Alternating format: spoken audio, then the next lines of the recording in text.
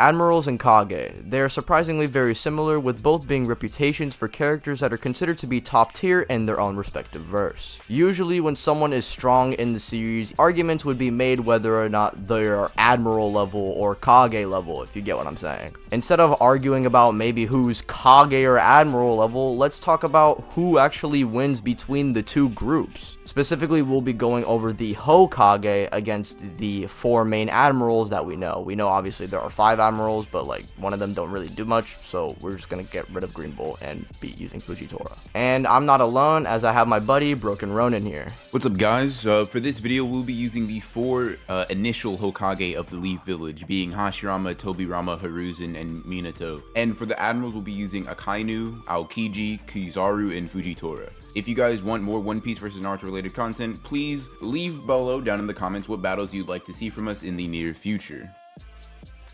Firstly, it should be noted that besides Fujitora, who is clearly weaker than all the other admirals, the rest of the admirals should be pretty relative with each other. This is given the fact that in Marineford, the admirals were all getting feats off on Marineford Whitebeard. Whitebeard is weakened by this point, however, even at Marineford, he's still stated to be the world's strongest pirate, and is capable of shifting fucking tectonic plates, which Aokiji is completely unaffected by and negates the attack with his ice. And obviously Akainu, who's going to be leading the admirals into battle, beat up Aokiji himself and gave Whitebeard the hands. As for Kizaru, we've seen Kizaru being capable of piercing Whitebeard and even blitzing him, and we know as well the admirals are all holding back since they're not trying to destroy the island, making them comfortably in the multi-continental range. And if you think this is somewhat inconsistent, well, it's not, as weaker characters such as Chinzhou is capable of splitting continents with his horn, and mind you, this is in One Piece where the planet is literally dwarf star level in size. So breaking a continent and shifting tectonic plates is actually way more impressive than you think it is. And as for speed, well, they all scale to Whitebeard, who I've specifically scaled in my Whitebeard vs Madara video.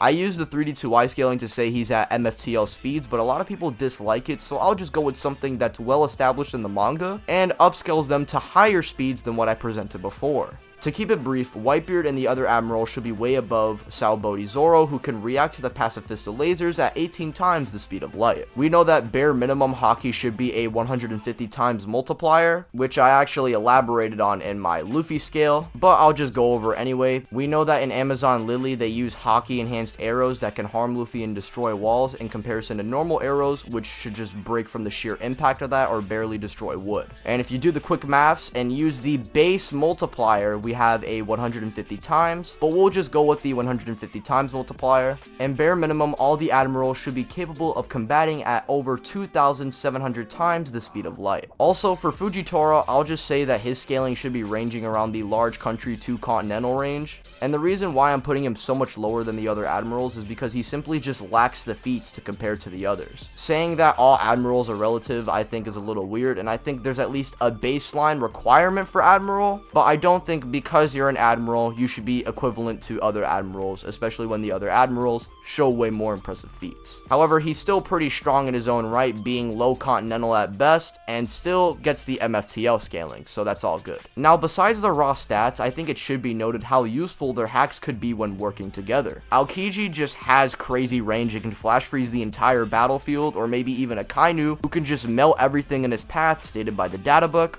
And we have Kizaru, who shoots MFTL speed attacks, and the AoE that it could range from is kind of crazy because it can even consume large battleships, but it can also range from just, you know, shooting a little chicken nugget laser like how he was doing with Marco. And let's not get started with Fujitora's ability, who arguably probably has the best hacks amongst the admirals, that being able to control gravity and summon large country level fucking meteors from the sky. Yeah, the admirals are definitely going to be a pretty hard challenge for the Hokage to overcome. Now, when scaling the Hokage, I think the easiest thing to go over is their speed, considering that more or less when it comes to Naruto, you can cap them out at a certain level of speed and kind of just argue a little bit minute differences here or there. Basically, they cap out about FTO to FTO plus, excluding Minato, who has a little bit better scaling that I'll get into in a little bit, all because of Naruto being able to dodge the Raikage, the Raikage being stated to move at or at least near the speed of light. This is relatively consistent as we see several other weaker characters in the series be able to move at the speed of light, or at least shoot attacks that move at light speed, like Darui and Haku. Hashirama obviously scales at least to this base like premature KCM Naruto. Tobirama clearly scales. Minato is a speed demon that surpasses almost everybody else in the verse up to this point. And Hiruzen also scales, as they all have feats that are relative to or even greater than the Naruto that once again perform this speed. Now, based off the calcs that I'm pretty sure will be provided, basically this gets Naruto characters, or specifically these Kage, to 77 times the speed of light, or a couple dozen times the speed of light. As for Minato, he has a little bit better scaling, as he's able to react to and even slightly move with characters like 6 past Sage Mode, Madara, and 8th Gate Sky. However, because we don't really have very many calcs for how fast these characters are going and what speed he was able to react to them at, we just know he's probably a blitz level difference between him and the rest of the Kage. However, that is not very quantifiable, at least in a numerical sense. When it comes to AP, the disparity starts to become a little bit more clear. The strongest of the Kage is Hashirama, as he has a pretty definitive planetary level scaling just based off of Kurama. For all those who aren't aware, half of Kurama is stated to be able to turn the world to ash, which at bare minimum is a multi-continental feat. However, due to it being consistent that Hashirama scales to these more planetary threats like the Ten Tails, it makes much more sense to say that he is planetary in terms of his strength rather than multi-continental. Tobirama probably scales, if we're going off of AP, around that country level, just because he scales a little bit higher than Orochimaru, Orochimaru being stated in part 1 of Naruto to be able to destroy a small country. As for Hiruzen, he scales pretty similar. You can get him pretty high if you just argue like the data books say that he's stronger than Hashirama. Oh, that's a little bit of a goon scale, depending on whether or not you think that to be true. You can range from anywhere from country level to being relative to Orochimaru to planetary, although country is a much more safe bet. As for Minato, you can also get him to that continental to country level if you argue that he shows relativity to half of Kurama, him being able to teleport his Biju bombs and even able to seal the entirety of Kurama and split it between him and Naruto. However, the consistent scaling for the general level of Hokage is FTO plus and continental to planetary. With that being said, we can go over some of their hacks, which honestly, in comparison to the One Piece characters and their admirals, it's a little bit lackluster. Hashirama has wood style and insane regen, which would be pretty useful in a long-term fight against someone that is relative to him in strength. However, outside of that, he can absorb chakra and I guess the energy source of whoever he's fighting. But his wood style is just basically very straightforward. Tobirama and Minato have Flying Raijin, which is pretty broken. However, if they can't react to the people they are fighting against, it's not really that useful. And Hiruzen honestly has the best hacks, as he's basically stated to know every jutsu in the Leaf Village, which is impressive. However, most Leaf Village jutsu are just like fire style stuff, so it's not really that insane when talking about a cross versus battle.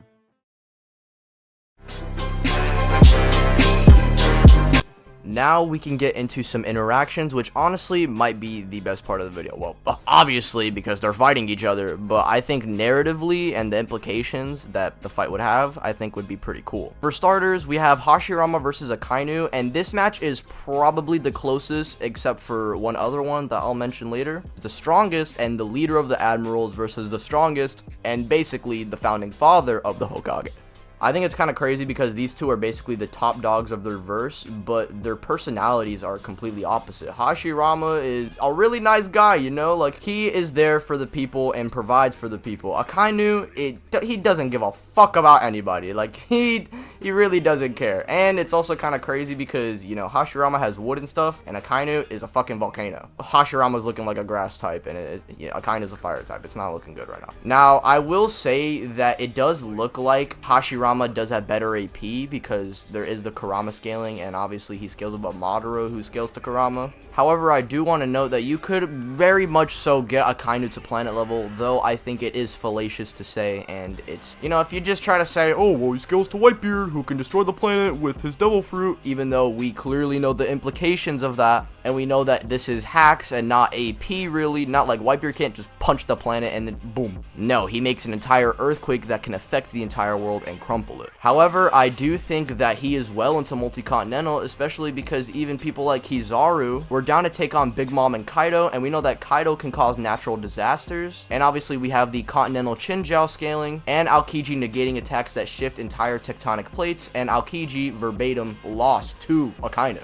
Now this is sort of a One Piece thing, Ronin. In One Piece there are Logia Devil Fruit users, which basically mean they can't get hit by anything, and they can basically like morph into that element and basically just move around to a point to where you can't get hit. Katakuri does this with Luffy, despite Luffy having Haki, because Haki allows users to bypass the fact that they can hit Logia users, right? However, if you just move so much faster than your opponent, you literally just can't touch them regardless. And obviously, due to this being a versus battle, we're equalizing energy stuff, so they can hit the Logia users. However, Akainu is just so much faster than Hashirama, he could literally just morph his body around so that Hashirama can't even hit him. And like how I said earlier, Akainu can turn into literal magma and just negate Hashirama's durability. And if you don't think that's good enough, there's the fact that Kizaru, Aokiji, and Akainu use advanced armament to negate Whitebeard's Duranegging attack, which implies that they also have the ability to Duraneg. While it is unfortunate for Hashirama, even though he has the pretty definitive strength advantage, because of generally One Piece characters' abilities, or at least some One Piece characters' abilities to negate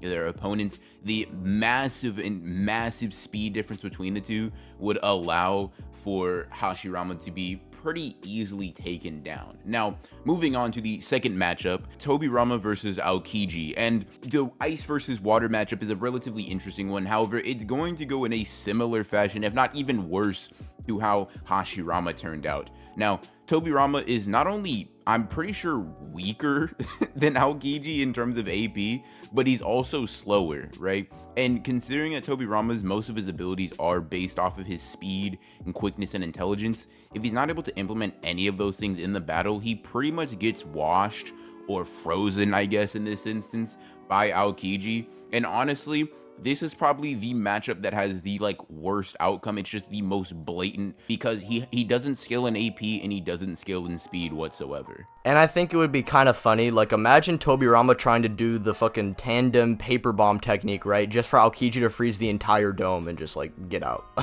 Like Tobirama's one strong jutsu that actually has some decent AP, it just gets nagged. Now the next matchup is Fujitora versus Hiruzen, which I think thematically is pretty fitting since both of them in their respective verses are basically the ride or die and will do anything to prove what's right. I mean, we see Hiruzen coming to terms and sacrificing himself against his own student in comparison to someone like Fujitora who stood up to Suzuki despite knowing that he can definitely just be crumpled instantly and could be fired from the Navy. And like how I said earlier, there was another matchup that I found pretty relative. Yeah, Fujitora versus Hiruzen is that matchup, with both characters being well into the large country range. However, Fujitora does have the big speed advantage here, and I think Hiruzen's hacks, you know, it's nothing to slouch at, but I don't think clones, water and fire and air and like earth are going to do anything when he's literally forced to be restrained to the ground against his own will while a meteor from the sky comes down, atomizing this man. And it's also worth noting that every single fight Fujitora participates in, he holds back, and we see him not really having any bad stamina problems, but Hiruzen is notorious for having shit stamina. So even if they're relative in AP, and let's just say for the sake of argument they were relative in speed, Hiruzen probably just wears himself out, and Fujitora's range is simply too much for Hiruzen. So for the fourth and final matchup of today's video, we're going to be going over Minato versus Kizaru, two of the speed demons of their respective verse, Minato being the yellow flash and Kizaru being the yellow monkey. And for both of the respective feats, in terms of AP, once again, we have them being relative, and this makes you probably think, you know, Minato might have a chance, right? You know, Minato has like instantaneous teleportation that like surpasses space and time, and you know, he's relative in AP. However, how this matchup has been going, you could probably guess that he unfortunately has a major speed disadvantage in comparison to Kizaru. Like Ty said earlier in the video, has massively faster than light feats, and would essentially speed blitz and just wear Minato down, even if for some reason you argued Dura negation didn't work on Minato, or for some reason it just wasn't applicable. He would simply just wear him down with literally millions of attacks before Minato would be able to land one, kind of sealing the deal for this fight.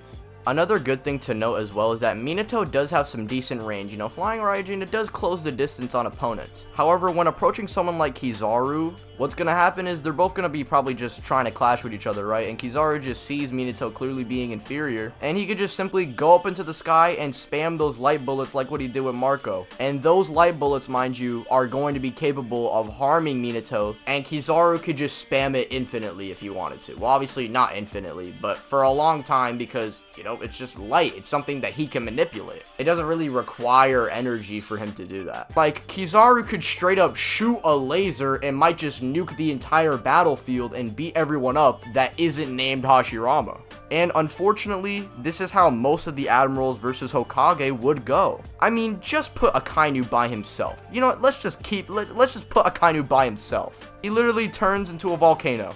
What happens? What do they do? Yeah, that's basically the argument here. And One Piece versus Naruto, listen, been a topic for a while, and you know what? It might have been a bigger topic if I wasn't around, because the Admirals stomp on the Kage. And if you disagree, join the Discord. I'll be linking that in the bio. And subscribe to Ronin. Appreciate it.